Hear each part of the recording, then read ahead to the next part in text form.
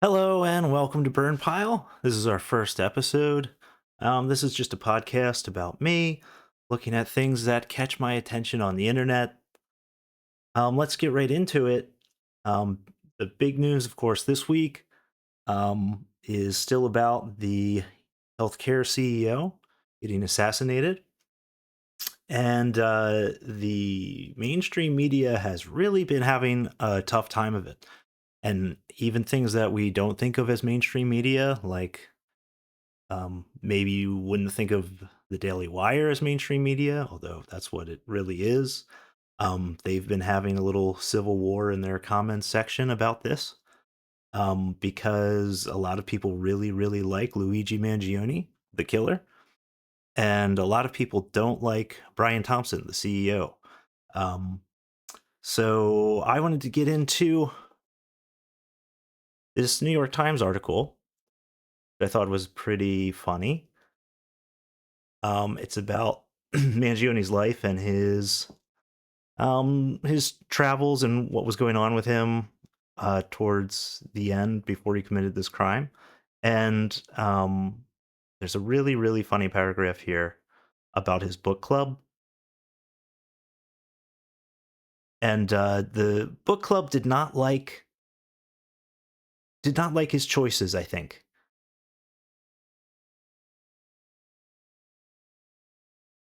Yeah, here we go.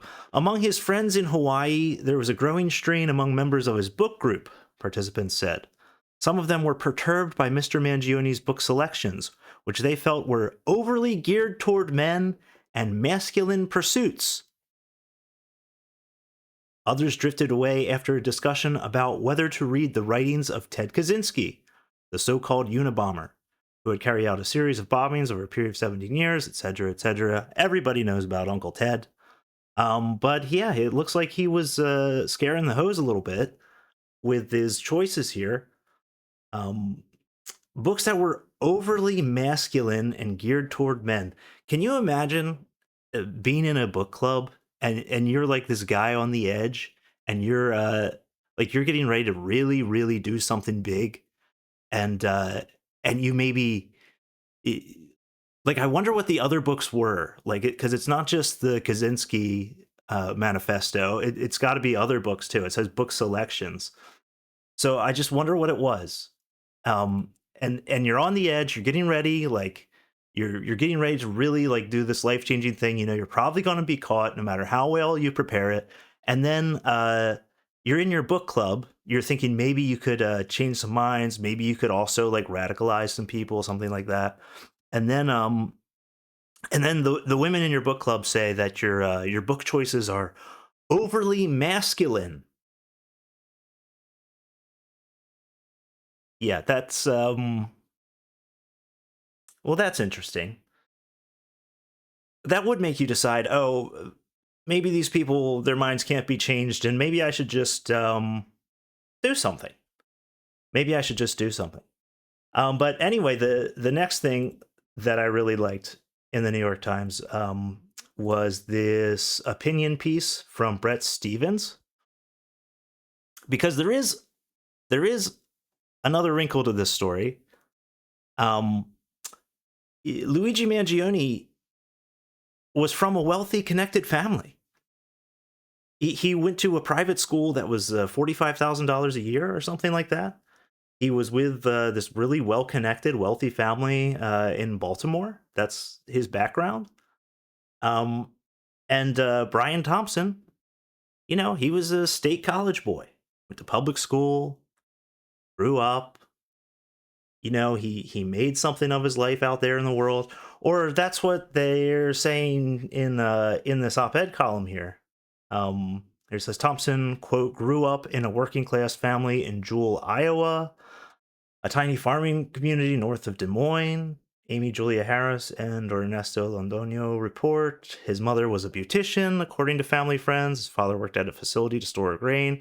So now Brett Stevens is saying, "Oh, it's not like everybody thinks. It's actually Brian Thompson was the good guy. Brian Thompson was the boy who did right. He went out and did all those things, became the CEO of a powerful company."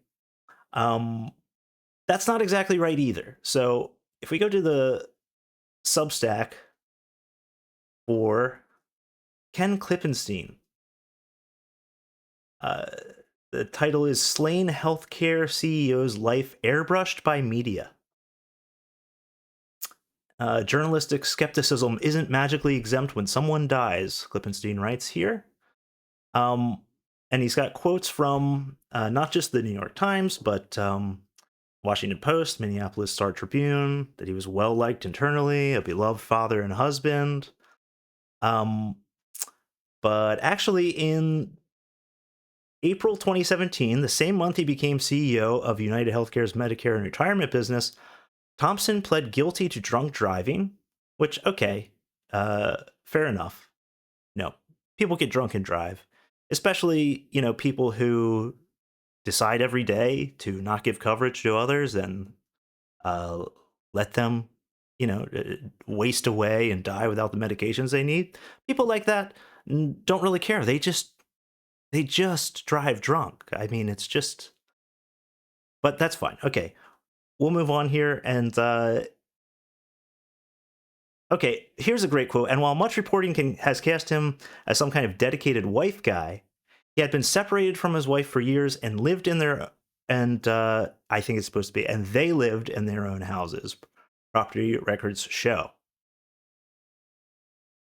Yeah, one thing about moving to Substack and not having a professional editor, there are lots of missing words, even in the best Substack articles. That's just the way it is. Maybe run it through AI next time there, Ken Klippenstein. But that's not all. It's not just drunk driving, which we're good Americans here on the show. We don't care about drunk driving. We care about protecting the shareholders. And Thompson did have a little bit of an issue of that. There was a reported sale of 1.5 million in stock on the same day that the company suffered a ransomware attack that erased 46 billion in market cap.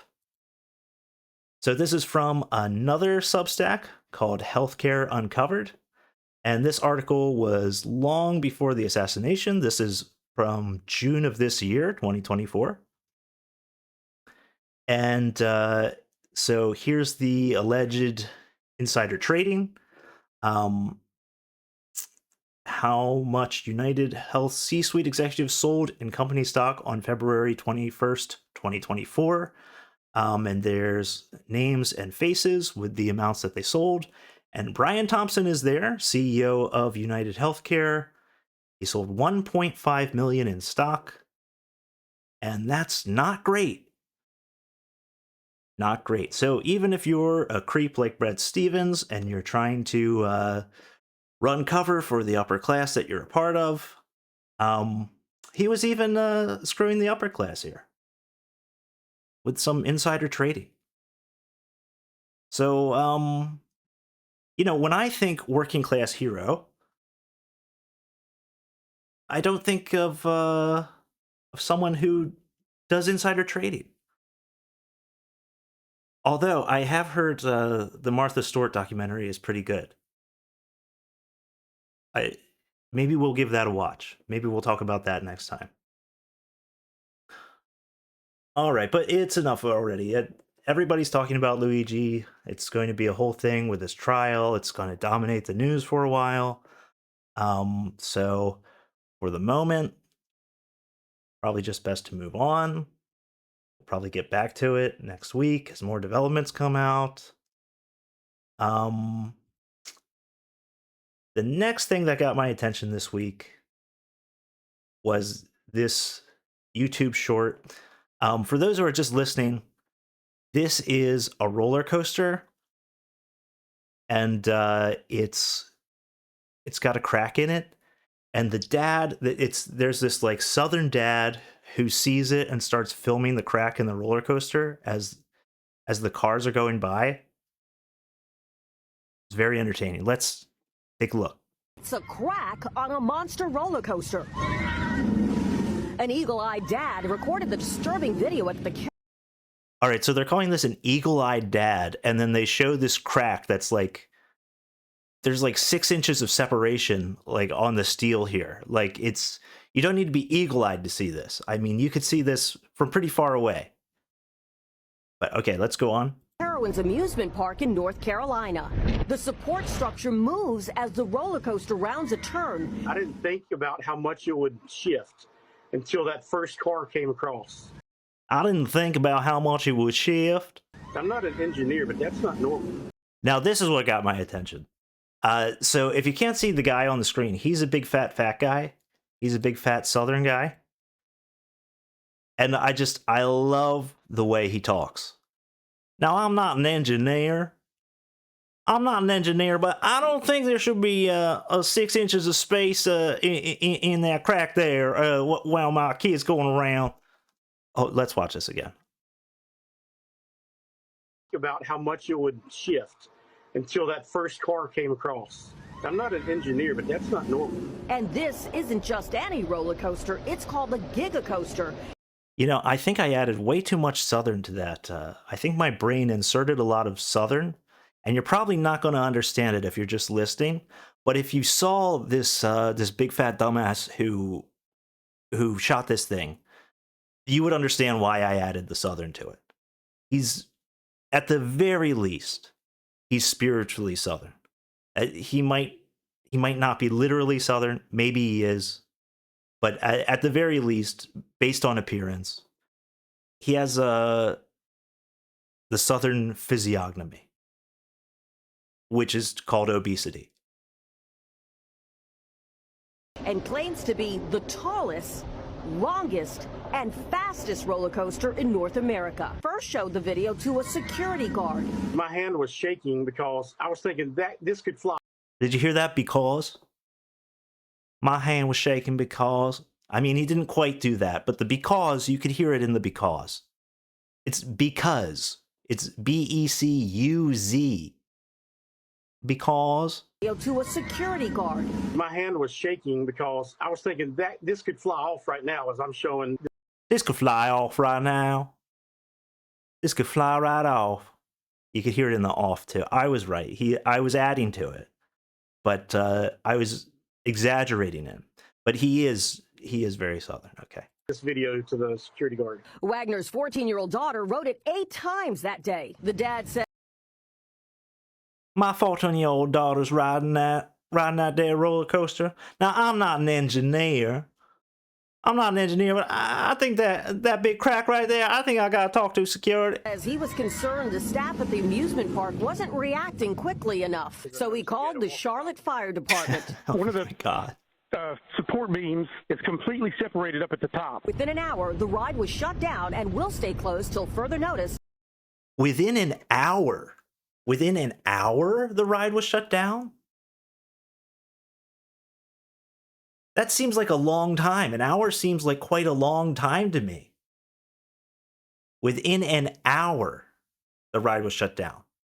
How does that make sense? I mean, you got to shut it down right then. And what does he mean that they weren't taking it seriously? The staff, so he called the fire department and got it shut down within an hour? Does that make any sense?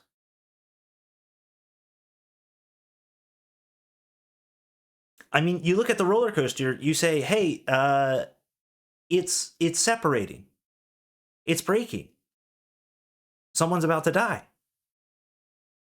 You don't... Security... What's security? Anybody, the kid running the thing. You shouldn't even need security, let alone the fire department. Oh, God. All right, well, we can move on from that, too. Next one we're going to get into. Now, I don't really watch Breaking Points, but there's this guy, Sagar and Jetty, He's the Indian guy. And I really only know him. He's been on Joe Rogan a couple times. But I saw the title of this video and I didn't watch the whole video, and we're not going to watch the whole video here, obviously. But um, I did like what he had to say in the beginning, and I certainly agree with the premise of this video. So let's watch this.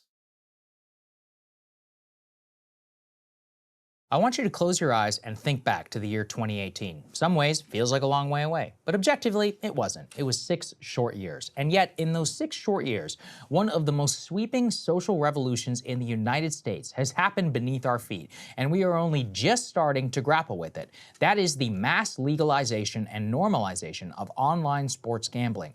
The mass legalization and normalization of sports gambling has the potential to rival the opioid epidemic in the United States. Its destruction of the American family unit. And yet today, almost all lawmakers are lockstep in their support of it. The roots of online sports.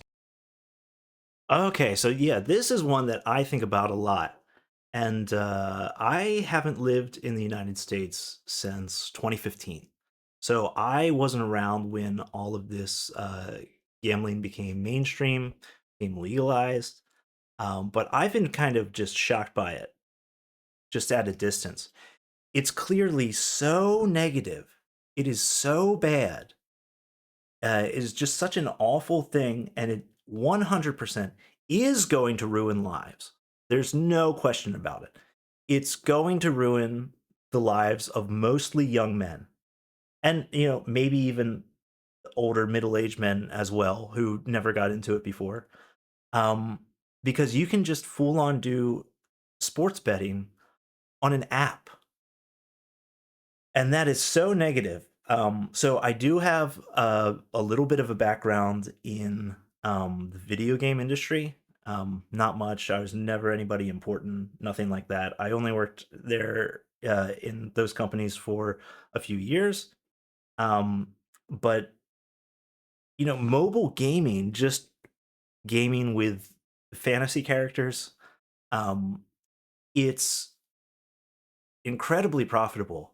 And one of the reasons it is, and I don't think this is any kind of special insider insight or anything, but one of the reasons it is because you have the device in your pocket at all times to make purchases, to buy things.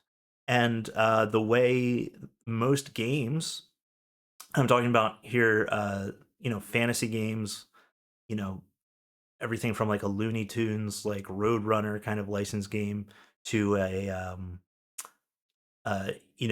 game with big titty anime waifus. They're all going to be monetized by, um, instead of selling you the game directly or selling you even items or power ups directly, they sell you uh, what are essentially lottery tickets to try to win the items that you want. And a lot of it's up to chance. And so even just that industry makes billions and billions and billions of dollars a quarter. And that's when it's not connected with anything real. That's when it's just, anime and whatever. Um, when you talk about plugging those systems into sports betting, it is so scary. It's just so dangerous and weird. It's just such a clearly negative thing. And what I don't like, because I'm a really big podcast listener, and I really hate when I'm listening to a podcast that I like and has people who I think are really intelligent and well spoken endorse like a gambling platform. This is one of the reasons, like, I've never engaged with any like Barstool Sports content, but I have this huge distaste for all of it.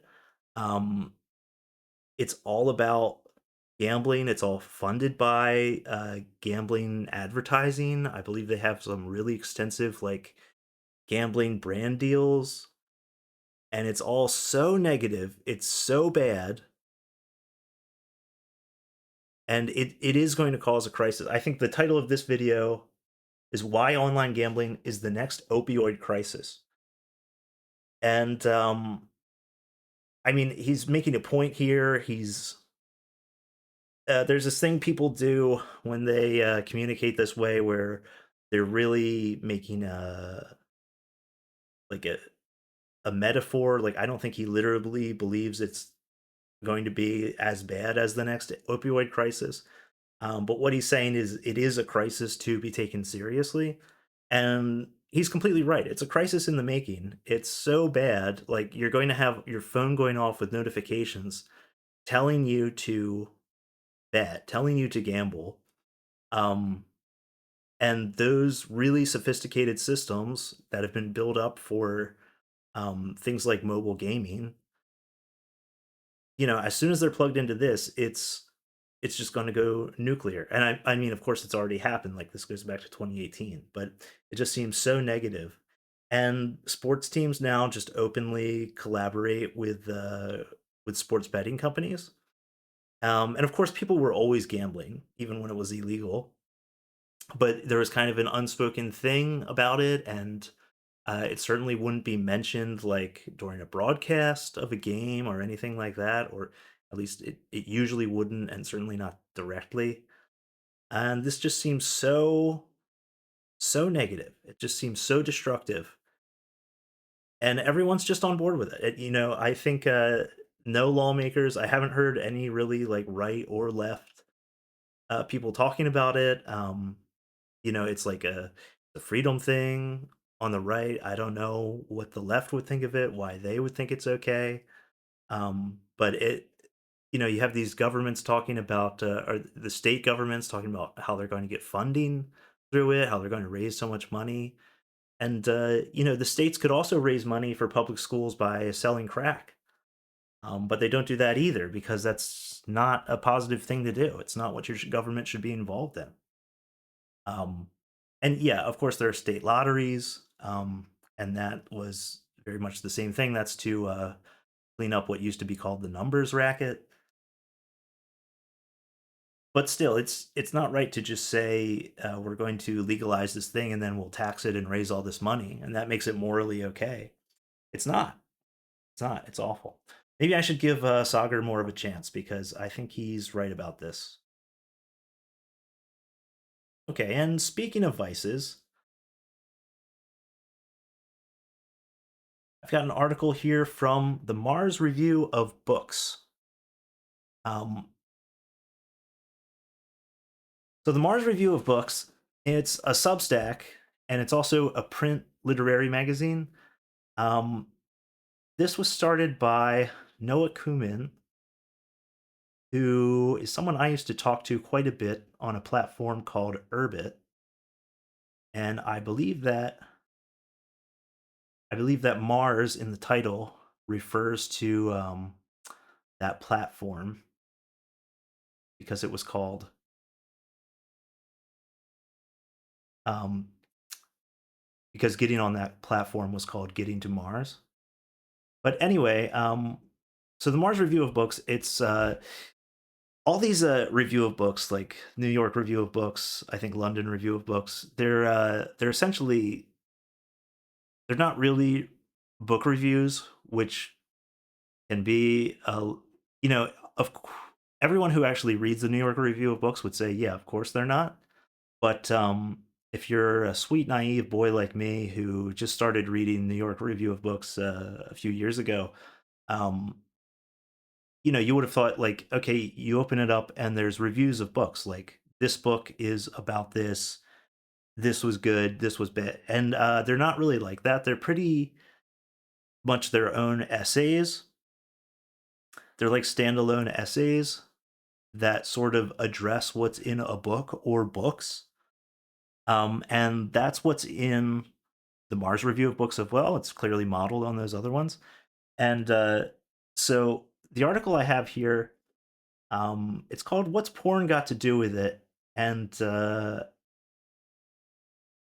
book that it's referencing is called "Silicon Valley Pornstar: a memoir of redemption and rediscovering the self." That's by Jason Portnoy, not by Dave Portnoy of Barstool Sports that we were just talking about, but Jason Portnoy. So he's some Silicon Valley guy. Who cares? Um, but anyway, so he wrote this book, Silicon Valley Pornstar, and it's all about his addiction to porn that starts when he's very young and just keeps getting worse and worse and worse. And eventually he gets married, but he starts having like sugar babies, like prostitutes, and all kinds of other things. And so his point in this book is that all of that stems from his porn addiction. And it's the what makes this article good and what makes these book reviews good is that they're not really reviews, they're essays. And it sort of it takes that on. So the author here, she's not letting him get away with sort of blaming all of that on his porn addiction. So he's sort of like, I have this horrible problem. I've blown up my life with I've blown up my life with all this porn addiction, and it became a sex addiction, and I'm cheating on my wife, and I've got sugar babies here and sugar babies there, and all that. And he's relating it all to the porn thing, but the author doesn't let him get away with that because nobody does that. And isn't it a little bit of a stretch to connect that all to the pornography viewing? And so the Portnoy here, he says that it's all about, it was all connected to his masculinity. There's a quote here from the book. Every guy looks at it, but it is not okay to be seen looking at it. Porn is just something guys do. Men are supposed to make money, drive sports cars, have beautiful women, and look at porn. Everyone knows that, right? But she points out that it's not, that's not really the issue with this.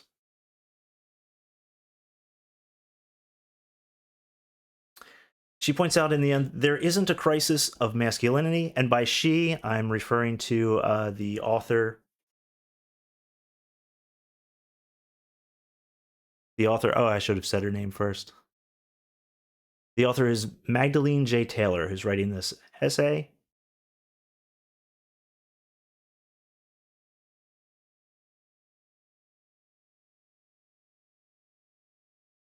And she points out that there isn't a crisis of masculinity in having aspirations and a sex drive.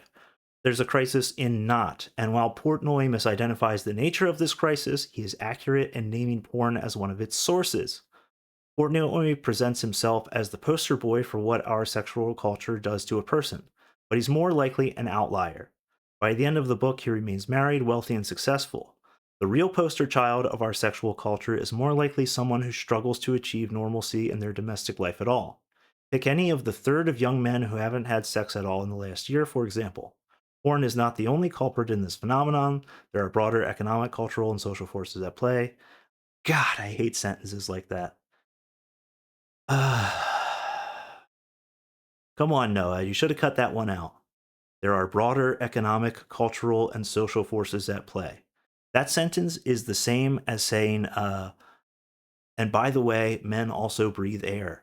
Yes, we know there are broader economic, cultural, and social forces at play. It never needs to be stated in NASE, in NESE. It never needs to be stated in any essay at any time that there are broader economic, cultural, and social forces at play. That is always understood. It's always a given. It's like adding in parentheses, by the way, the things I'm describing take place on Earth. Yes, I know, it's assumed. But I don't want to sound too negative. I actually did like this article. These forces, though, are best defined by what they lack. We are in a moment where many feel there are no economic prospects, there is no culture, and there are no social bonds. In this void, however, there is still porn. And that's how she ends it. It's a great article, worth reading. maybe a little dated post-Trump. This was from October 23, post-Trump's second election, because now there is culture, there is hope. We're going to literally go to Mars with co-president Elon Musk. So slightly dated, but still worth the read. It reminds me a little bit of the David Foster Wallace essay about the memoir of the tennis player.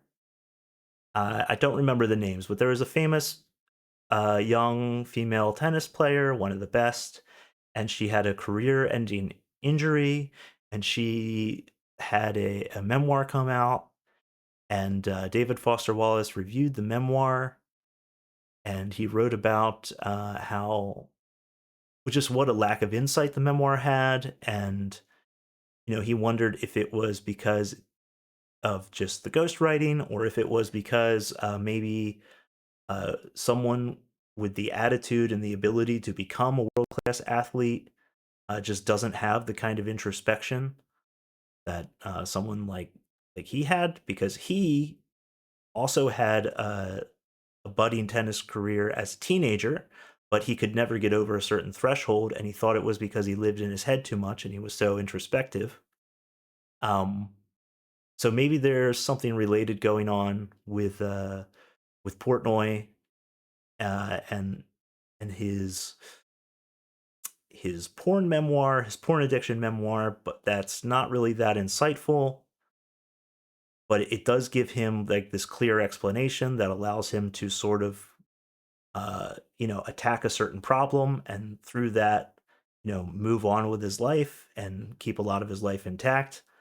Maybe his ability to keep his life intact precludes him having a very, very deep introspection that would be interesting to read about his life. At least that's the way I see it. All right, let's move on to some more news. Here's a fun one. Nancy Pelosi hospitalized in Luxembourg after falling. A person familiar with the incident said the former House Speaker, 84, had tripped going downstairs at a palace. Tripped going downstairs at a palace. That's kind of fitting. People close to her said she had fractured her hip in the fall. Well, when an 84-year-old falls and fractures, and fractures their hip, it's always a good sign. When you hear about that, an 84-year-old falling, fracturing a hip, that person's going to have a good another 10, 15 years of life when you hear that. Because to fracture your hip, to fall and fracture your hip, it means you're still moving around at 84. She's not sitting at home. She's not knitting. She's not, having her son drive her to church once a week. She's out there walking down the steps of palaces in Luxembourg because she's fit, she's active, she's out there. And I think she's going to live a long time after this. And I think it's very, very positive. God, this woman. This old cunt. Holy shit. So she's there celebrating the anniversary of the Battle of the Bulge. The 80th anniversary of the Battle of the Bulge. All right, so when I was in kindergarten, we had an old World War II veteran come who had fought at the Battle of the Bulge. And I remember him saying Battle of the Bulge. It's like I was 5 years old. That's one of the that's like the only part that stayed with me was the Battle of the Bulge, and it was just a funny name. I think it was one of those names I had heard, you hear on the news or whatever. Everyone would make that pun when talking about some kind of weight loss thing. So I had to heard that phrase in a stupid joke way about being fat. And then here was this old man coming in and telling us about the Battle of the Bulge, and it was this real thing. Okay, so I wanted to look here at the casualties and losses. All right. American casualties 81,800 tanks destroyed, around 1,000 aircraft lost. Okay. Around 1,400, 1,500, less than 1,500, around 1,400 British casualties. German casualties 63,000 to 75,000, although the US estimates it was over 100,000. 500 tanks destroyed. Okay, can you imagine living through this? Just imagine this. This is your life. You go in, you go into the army. You get assigned, you fight this huge historic battle, Battle of the Bulge, and you think, you know, you're doing the right thing, you're doing it for America, you're doing it for the free world. And then at the end of your life, you're older, you're in your God, how old was he? He must have been in his 70s or 80s. This would have been like in the early to mid 90s when I saw him. I was 5 years old. He was probably, I don't know, 70s, 80s. It must have been, you know. And then you're talking to some kindergartner about it, and it's, you know, you did this profound thing for your country. It's something like it's important enough. They want you to come talk to kindergartners about it, and then you know, I only saw him that one time, but I'm assuming he, you know, he lived through the end of his life. He probably passed away now, and you know, it's this whole very dignified thing, this heroism and everything, and then and then eh, this evil old witch, this woman who has just been a vampire sucking the blood out of the country, who's made hundreds of millions on insider trading, and has just held on to power forever into her 80s. She's probably older now than this guy was when he came to see me in the kindergarten. Um, into her 80s, she's just got this vicious death grip on power. She comes in to celebrate the 80th anniversary of it. She falls and breaks her hip, and now she's probably going to die. And the one of the kindergartners you talk to is making fun of her because he hates her, and he's got a cartoon cat that he's talking with, and that's what people are saying in 2024. That's what people are talking about. That's the 80th anniversary.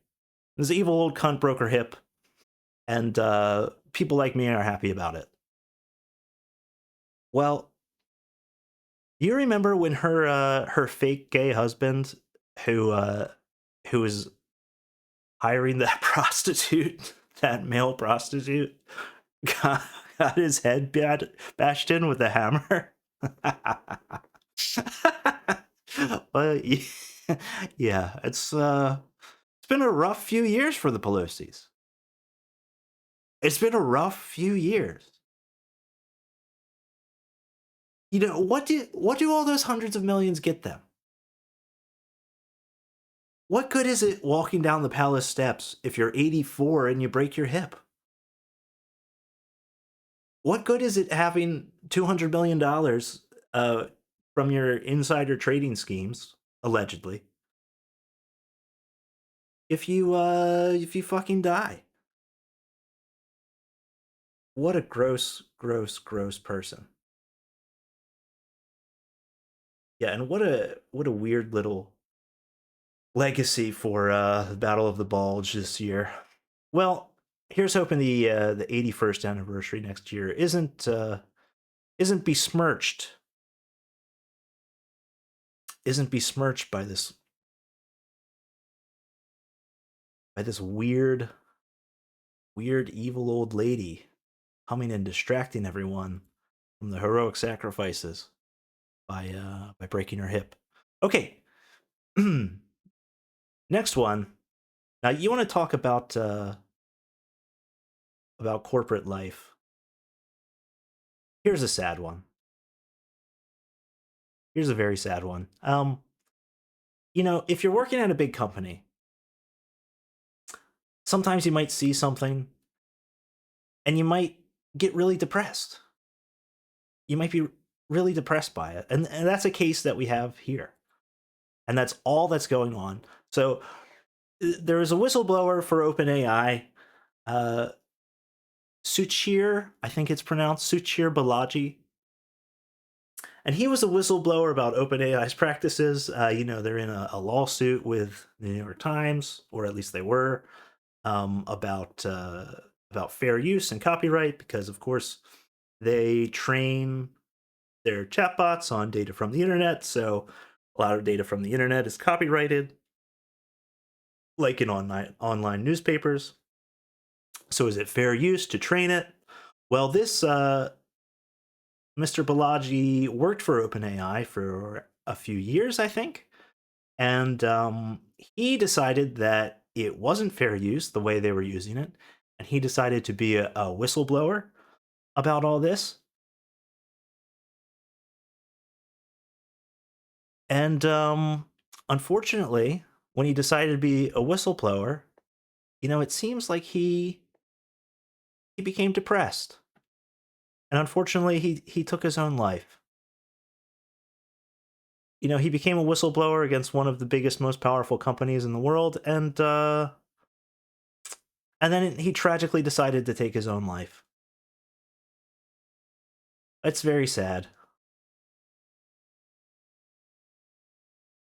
Very, very sad. It happens, like with Boeing, this happens. You see these people, they see something going wrong at their company, and then it's depressing. It's depressing. And, either before they can testify, or in Boeing's case, during their testimony, they end up,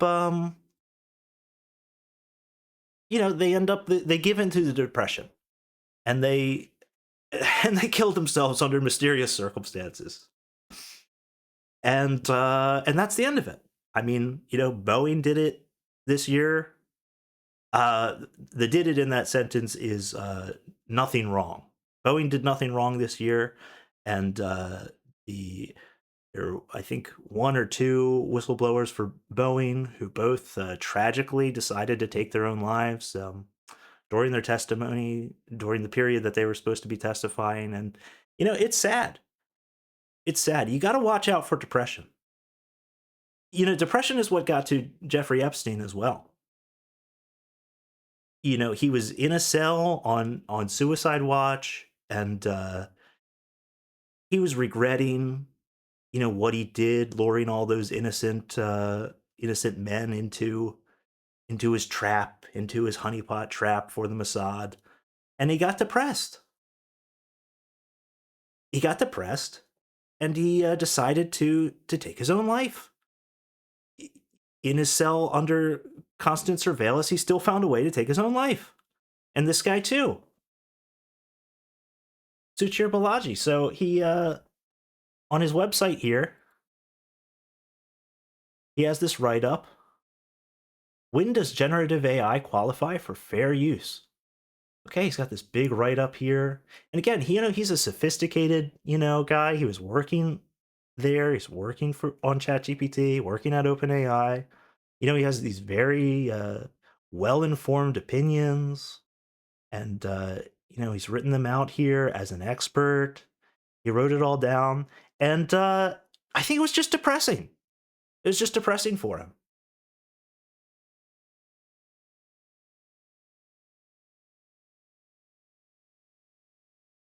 All right, he's got a quote here on his website. At the end, he sums things up. It's a very long thing on his website he has. But that's why it's so good. That's why it was so depressing. But anyway, he sums it up at the end. He says, he discusses 4 factors that are used for determining fair use. And at the end, he says, none of the 4 factors seem to weigh in favor of ChatGPT being a fair use of its training data. That being said, None of the arguments here are fundamentally specific to ChatGPT either. Similar arguments could be made for many generative AI products and a wide variety of domains. Yeah. Well, depression hurts. Depression hurts. If you're out there and you work for a big company and you see they're doing something wrong, I would advise you that depression hurts. And if you decide to report that, you might get depressed. So be careful out there.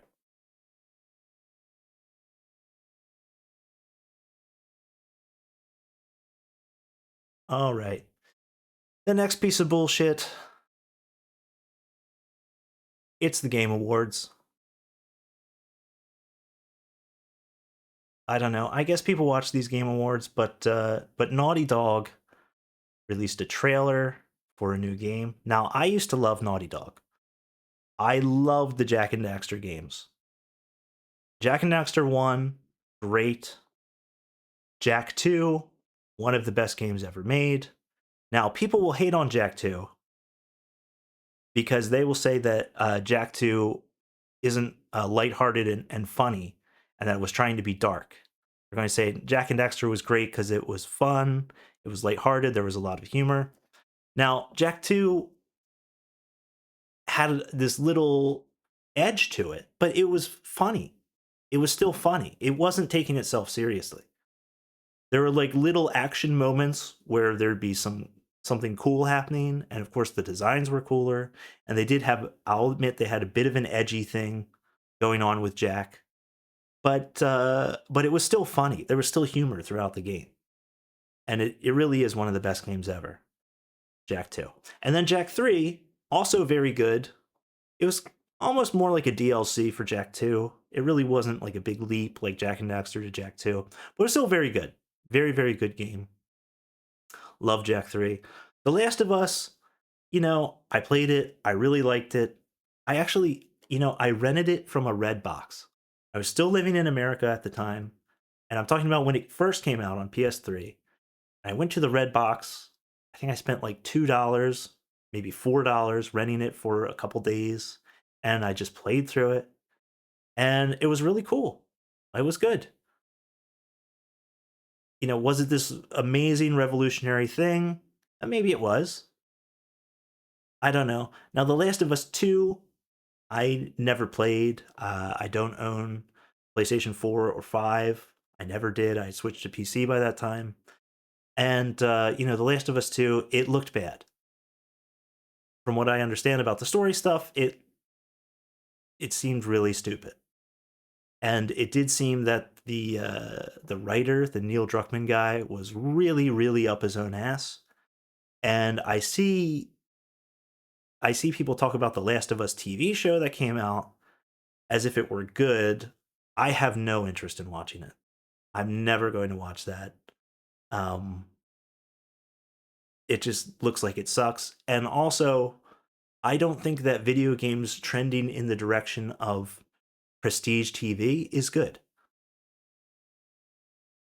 I don't think it's good for video games to want to have these actors doing all this mocap.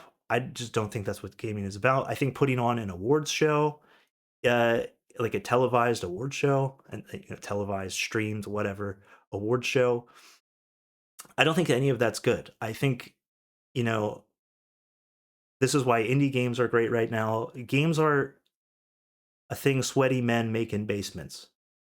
That's the ideal of games. And when you have, big name actors, a lot of like motion capture, it can still be good, but it's just not,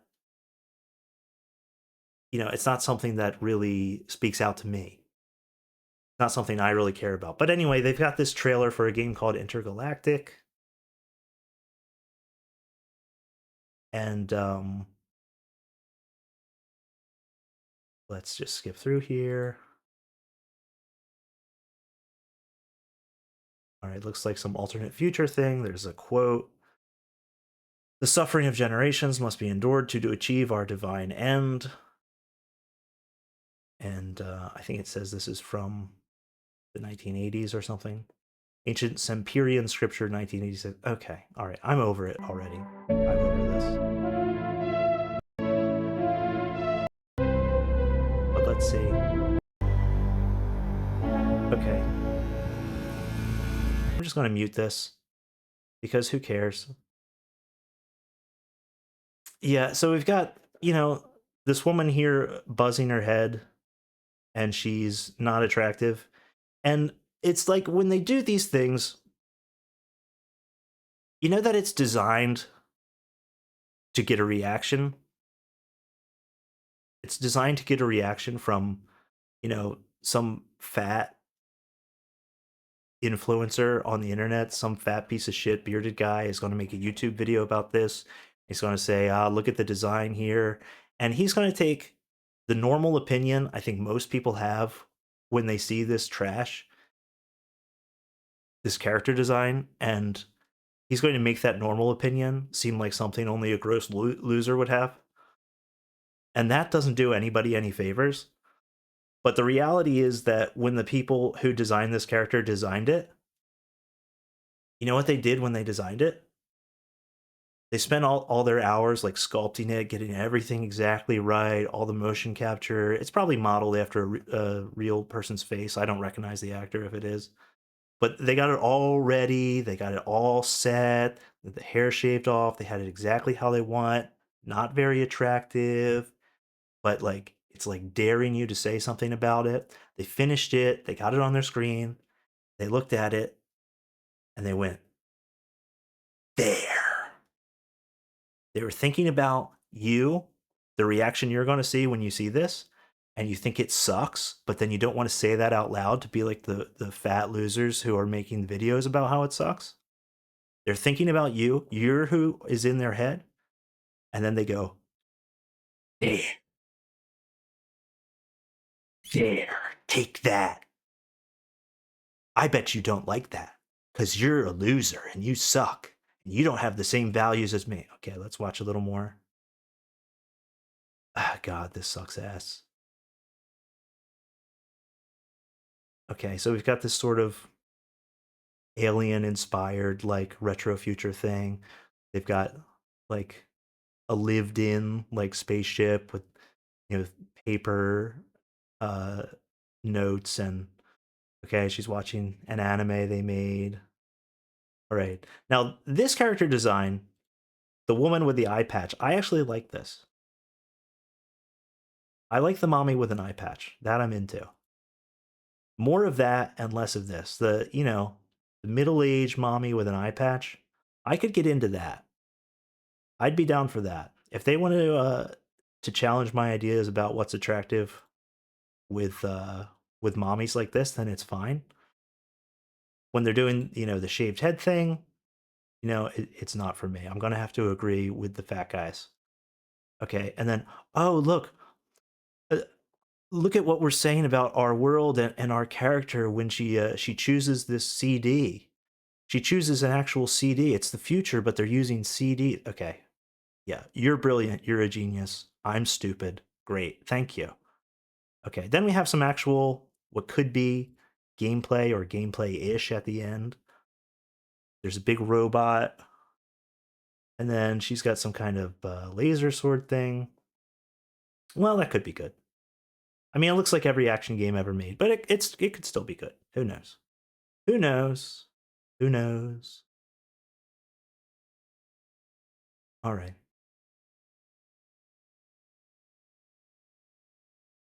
Okay, we got one more little news story here. One more. This is from NPR. McKinsey and Company to pay $650 million for role in opioid crisis. So McKinsey, they're the big global consulting firm. The global consulting firm McKinsey and Company Friday agreed to pay $650 million to settle a federal probe into its role in helping, quote, turbocharge, unquote, sales of the highly addictive opioid painkiller OxyContin for Purdue Pharma. the U.S. Justice Department announced on Friday. Yeah, turbocharge. Turbocharging is what they're trying to do with gambling right now, with those apps. I bet McKinsey is consulting with a lot of those gambling app makers right now. And they're saying, hey, listen, there's a lot of young men out there who are hurting. A lot of young men out there who feel like they're getting left behind because the manual labor jobs, we can either get the things that they would build shipped from other countries where they don't have labor protections and they're basically using slave labor. We just get those things shipped here, or if we're building things here, we can import workers from other countries who will work for low wages, whether they're legal immigrants or illegal immigrants. And the young men in this country who were they're born into families where their mom and dad own their own home, and dad maybe had a blue collar job and was able to provide for the family, maybe was even able to have mom not work. These young men, they're feeling weak, they're feeling vulnerable.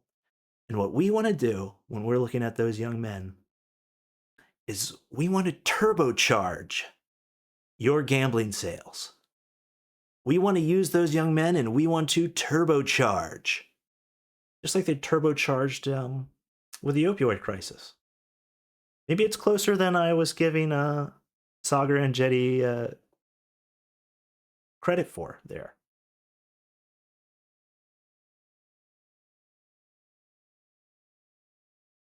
According to U.S. Attorney Christopher Kavanaugh, former McKinsey senior partner Martin Elling, quote, personally deleted various Purdue-related electronic materials from his McKinsey laptop with the intent to obstruct future investigations.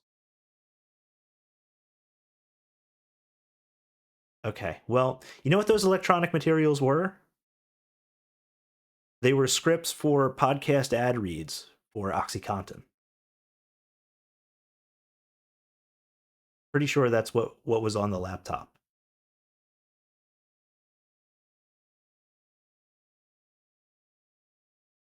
All right. Well, one more thing. Like I said, I listen to a lot of podcasts, and one of my favorite podcasts is called Lemon Party. And on Lemon Party, it's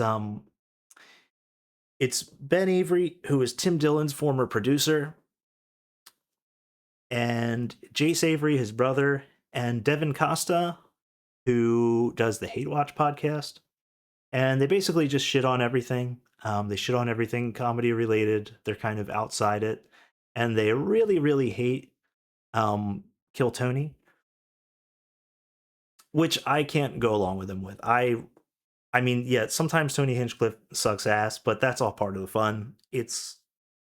I love William Montgomery. I really like Casey Rocket. They have their own podcast together that's pretty good. But anyway, I just wanted to play a couple clips here. They had Ivy Woke on here.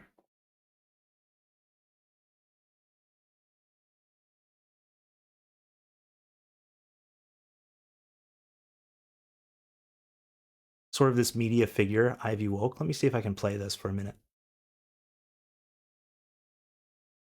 Have a thought in your mind where you're like, I should get on Kill Tony? No, she tweets about Tony make me laugh so hard. Yeah, I've tweet like Tony Hinchcliffe is a pernicious faggot who I wouldn't trust with a $20 bill. Right. Tony Hinchcliffe is a gay rapist. Tony Hinchcliffe has an avian quality to his face and body.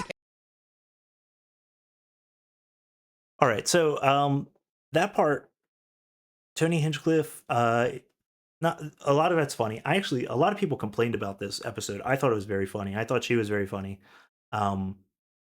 Even though I don't hate Kill Tony, it's fine if people are being funny about it. But that joke, she said he has an avian quality.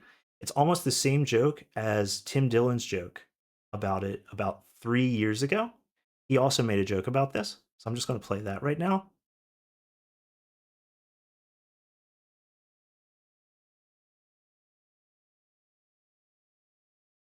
to Loading. fix it. Here we go. Well, all the furniture, well, you couldn't sit in. It was like art pieces. All of the furniture was like, it was like a Wait a little. minute. You couldn't sit in, or Tony Hinchcliffe couldn't sit in? Tony Hinchcliffe is a bird. He can perch on things. I'm a human. I'm an American human. We can't sit on a fucking leather. All right, so that was from 3 years ago. So it's kind of the same joke. Like Tony Hinchcliffe is avian. That's what Ivy Wolf said. And then Tony Hinchcliffe says, rather, Tim Dillon says Tony Hinchcliffe is a bird. It's the same joke, really. And they're laughing so hard at it, but it's the same joke from 3 years ago, which is fine. But then there's something else a little interesting I thought about all this. I'm just going to go back to the first video.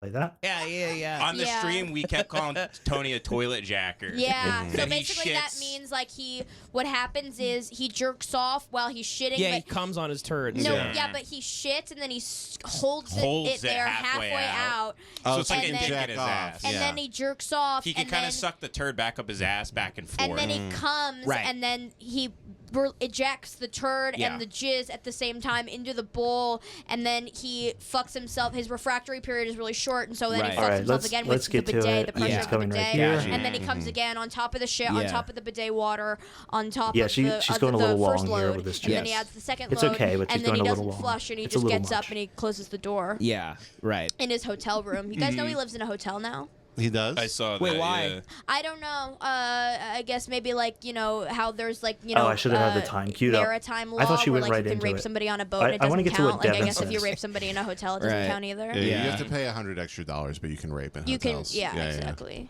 You go to the maid and you go, can I rape you for like 100? Yeah. She goes, okay. Yeah, I just you keep just have thinking- to pay a blood cleanup fee. Yeah, exactly. I just keep thinking of Tony Hinchcliffe making his turds kill Tony regulars. That's actually Throwing a really joke funny. book into the toilet bowl. Hey, this kid's pretty good. You got it, kid. He flushes. Yeah, you go, all right, That's actually pretty everybody, funny. my shit. And then you That's not the part I wanted, though. The part I wanted, maybe it's right at the beginning. Let me see here. The Rocket took me on Yeah. his ship. His what? Wait, I'm trying to do He like crab walked in. a Casey Rocket. Yeah. You fucked them all at once. Okay, here we go. This is what I And wanted. you're, I don't you're get the it. only woman to fuck every regular on Kill Tony. This is the part Yeah. I wanted. You Okay, fucked them let's all listen at to once. this. We Yeah. all took a Even turn all the and- crippled Yeah. guys and stuff. Yeah, Casey Rocket took me on Yeah. his ship. His what? Wait, I'm trying to do He like crab walked into your a. pussy. He crab walked. Yeah. Yeah. Oh, You're just really slipping into it comfortable too. going I'm into- really. You're slipping into it. I'm influencing you. I Yeah, Casey. I- I like Casey Rocket. I'm not shitting on him anymore. Yeah, so Lemon Party, they used to talk shit about, like I said, William Montgomery, Casey Rocket. Those two have a show together. But then Devan speaks up when they bring up Casey Rocket here and says he's not talking shit about him anymore. So something weird is going on. So I want to play these two clips.